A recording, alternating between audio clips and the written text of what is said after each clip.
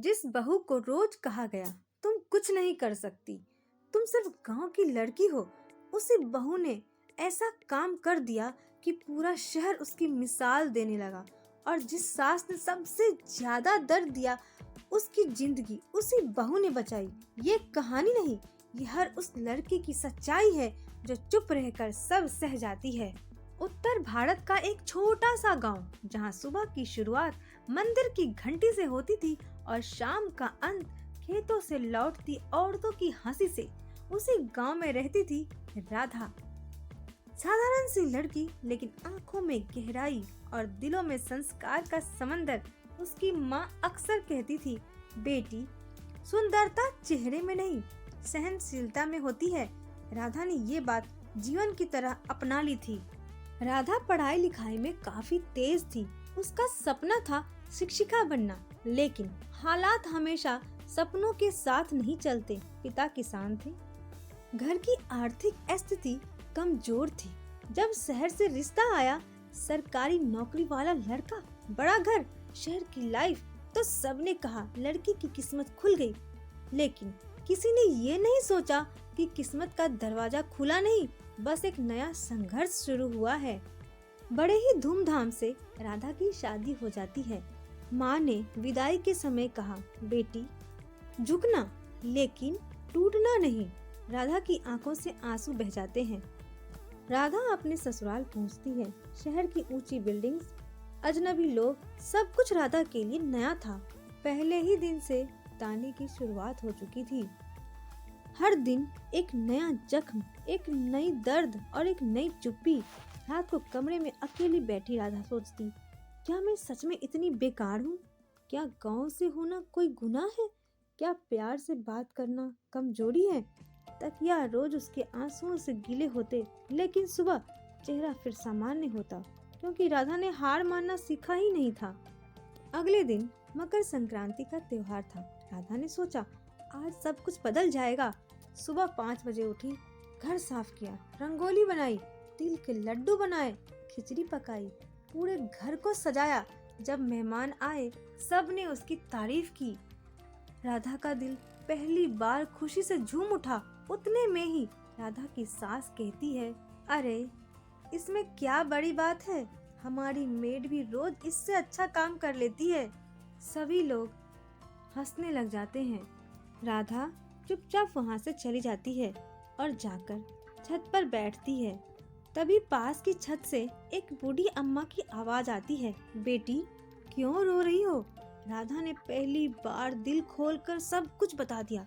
अम्मा मुस्कुराई और बोली, हीरा जब तक पत्थर में होता है कोई नहीं पहचानता, लेकिन जब चमकता है तो पूरी दुनिया झुकती है। ये शब्द राधा की जिंदगी बदल देती है। राधा उस रात देर तक छत पर बैठी रहती है। बूढ़ी अम्मा के शब्द उसके कानों में गूंज रहे होते हैं, हीरा दबता है तभी चमकता है। पहली बार राधा ने अपने आंसू पोंछे और खुद से कहा, अगर मैं सच में कमजोर हूँ तो अब खुद को मजबूत बनाऊंगी। अगले दिन से सब कुछ बदल चुका था। सास के ताने वैसे ही थे, घर का काम वैसा ही था, लेकिन राधा के अंदर एक आग जल चुकी थी। रात को जब सब सो जाते, राधा चुपचाप मोबाइल निकालती।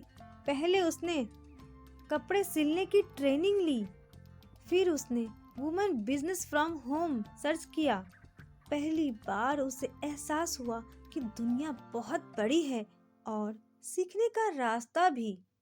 राधा अपने माँ के घर जाती है और पुरानी सिलाई मशीन लेकर आती है। सालों से कोने में पड़ी हुई, यहीं से शुरुआत होती है राधा की नई जिंदगी। धीरे धीरे राधा की उंगलियां मशीन पर चलने लगती है। ब्लाउज की फिटिंग सही होने लगती है। डिजाइनर साड़ियाँ, ब्लाउज, लहंगे सब बनाने लग जाती है। पहले उसने पड़ोस की लड़की के लिए एक ब्लाउज सिल दिया। लड़की ने पहनकर फोटो डाली और कैप्शन में लिखा, मेड बाय राधा। बस यहीं से शुरुआत होती है राधा का सफर। व्हाट्सएप से शुरू हुआ सफर, एक ऑर्डर आया, फिर दूसरा, फिर तीसरा। राधा ने एक छोटा सा व्हाट्सएप ग्रुप बना लिया, राधा बुटीक के नाम से। धीरे धीरे ऑर्डर आने शुरू हो गए। कुरियर वाला ने पहली बार पार्सल देते हुए कहा, मैडम रोज पार्सल आने लगे हैं अब आपके। मैडम शब्द सुनकर राधा की आंखें नम हो जाती है। राधा की सास शालिनी देवी सब देख रही होती है। हर दिन नए कपड़े, नए पार्सल, नए फोन कॉल। और एक दिन राधा की सास ने ताना मारा, घर की बहू होकर दुकान खोल रखी है क्या? राधा ने सिर झुकाकर बस इतना कहा, घर की इज्जत बढ़ा रही हूँ माँ जी। ये जवाब सास को चुभ जाती है। समाज में लोगों का नजरिया बदल जाता है। जो लोग पहले कहते थे बेचारी गांव की बहू है, अब वही कहते, अरे वही राधा है ना जो घर बैठे बिजनेस कर रही है। एक महिला ने कहा, मेरी बेटी को भी तुम्हारे जैसा बनना चाहिए। राधा ने पहली बार महसूस किया वो सिर्फ अपने लिए नहीं, कई लड़कियों के लिए उम्मीद बन रही है।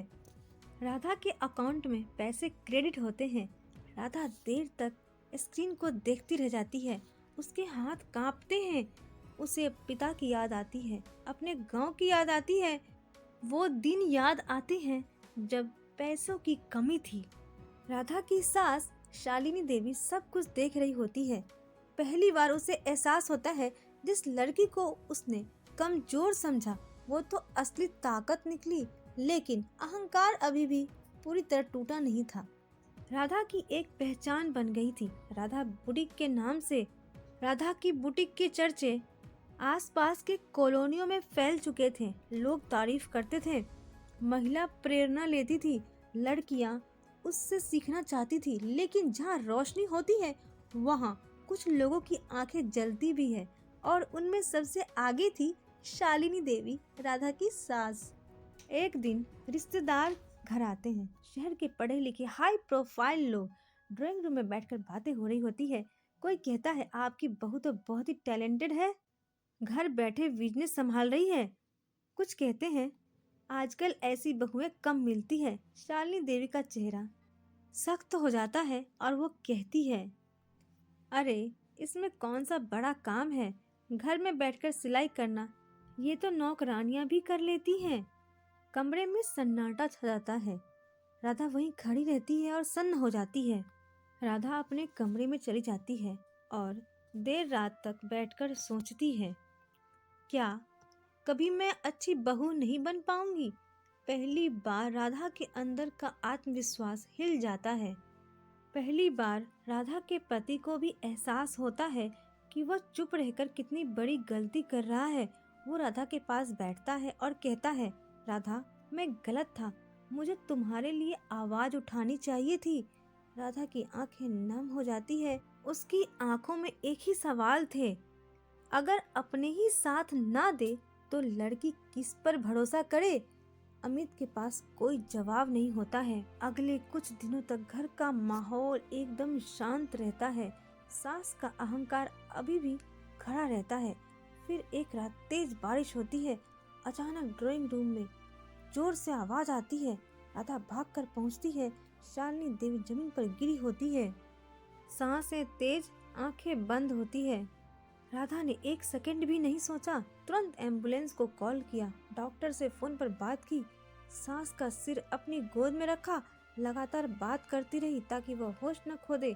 उसके हाथ कांप रहे थे लेकिन हिम्मत नहीं टूटे। एम्बुलेंस आई, हॉस्पिटल ले जाया गया। पूरी रात राधा आईसीयू के बाहर बैठी रही, ना सोई ना खाई, बस भगवान से एक ही प्रार्थना कर रही थी, हे प्रभु इसे बचा लीजिए। चाहे इन्होंने मुझे कभी भी अपनाया नहीं, पर मैं इन्हें छोड़ नहीं सकती। सुबह सास को होश आता है। वो देखती है राधा का थका हुआ चेहरा, सूजी हुई आंखें और हाथ में उनकी उंगलियां थामे हुए। शालिनी देवी की आंखों से आंसू बह जाते हैं। वो कमजोर आवाज में कहती है, मैंने तुझे बहुत दुख दिया है ना? राधा चुप रहती है। सास ने कांपते हाथों से उसका हाथ दबाया। मुझे माफ कर दे बेटी, मैं अंधी थी। तूने तो आज मेरी जान बचाकर मेरी आंखें खोल दी। ये शब्द राधा के दिल को छू गई। कुछ समय बाद घर का माहौल बदल चुका था। अब शालिनी देवी राधा को बहू नहीं बेटी कहकर बुलाती थी। लोग जब घर पे आते तो गर्व से कहती, ये मेरी बहू है, मेरी ताकत है, मेरी शान है। एक दिन फिर राधा छत पर खड़ी होती है। वही जगह जहाँ कभी वो रोती थी, आज वही जगह उसकी जीत की गवाह थी। पीछे से सास आती है और कहती है, बेटी, हीरा दबा नहीं था, बस मैं पहचान नहीं पाई थी। राधा की आंखों से आंसू आ जाते हैं, लेकिन इस बार ये आंसू दर्द के नहीं, सम्मान के होते हैं। कुछ रिश्ते खून से नहीं बल्कि दर्द, सब्र और प्यार से बनते हैं। और जब एक बहू चुपचाप सब सहकर भी रिश्ते निभा ले तो वो बहू नहीं बेटी कहलाने की हकदार बन जाती है।